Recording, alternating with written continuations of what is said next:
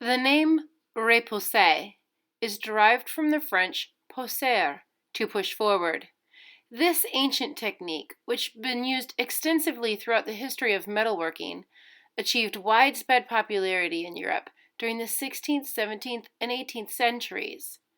We're going to be using some of those ancient ways of metalworking to design, decorate, and create our own repousse hearts. These first few images, hopefully, will give you some inspiration of design, color, and texture into your project. So let's go ahead and get started. I started with a piece of aluminum and traced around a heart shape. Inside, I made mine a radiating heart or concentric heart, where it extends from the outside, works its way towards the center. And then I had some fun taking some designs of lines and shapes to start decorating and putting patterns into my project.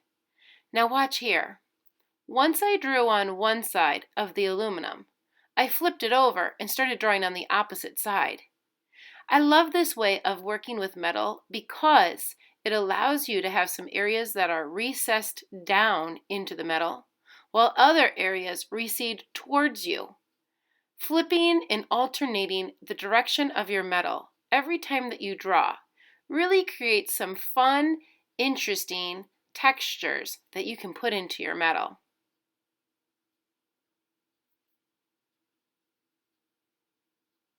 Now, if you make a mistake or any part of the metal seems to be poked through your pencil, don't worry about it. Those are little deals. Just go with it, keep doing your best, and continue forward. There's not really a good way to erase the metal, so just continue moving forward and doing the best that you can. I know I had some imperfections, but I didn't worry too much about it. That's why I started out with some simple, easy lines and shapes that I could create into my project.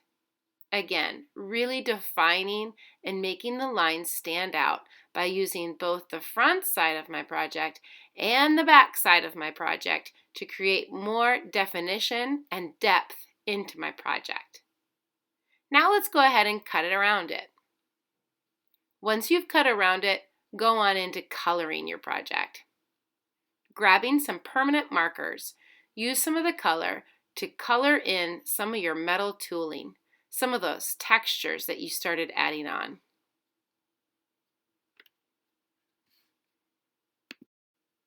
I'm going to pick it up a little bit in my speed so that you can see the color getting added on in a quick amount of time. You'll also see that I'm defining and outlining some areas with my black Sharpie. As I color it in, you can also do some layering. So once I begin with a solid green color, I'm grabbing some red and I'm starting to create more interesting patterns by applying more than one color. Defining some of my lines. I love it. Now grabbing some tape, I'm going to roll it and stick it to the back side of my aluminum and paste it onto a piece of construction paper. That whole idea of radiating hearts is something that I like for this project. So I'm just going to go ahead and grab my pencil and just eyeballing the amount of space between my aluminum into the frame of my construction paper. Once I've drawn it, cut it out, and I'm going to go ahead and put it on one more last piece of construction paper. I love the way that the framed look really brings the texture, the design elements into my project. I didn't have any decorative scissors at home, so I just took my scissors and created a decoration around the frame of my heart with a regular pair of scissors, a few zigzags here and there to create a little bit more texture.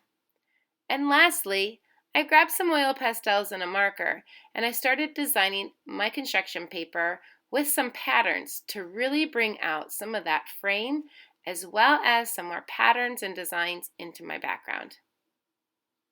I just love the layered look to this project. Black and white might be a really good choice.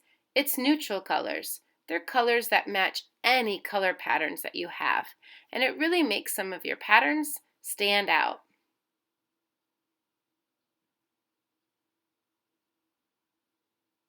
Oh, I love the way this turned out. Wow. Let's take a short moment to review some of those steps. Draw around your heart and add textures. Using a soft surface, add some textures into the aluminum to create some patterns and designs and textures into your aluminum. Don't forget to use the front side and the back side. Next, grab some permanent markers and start designing with some color onto your project.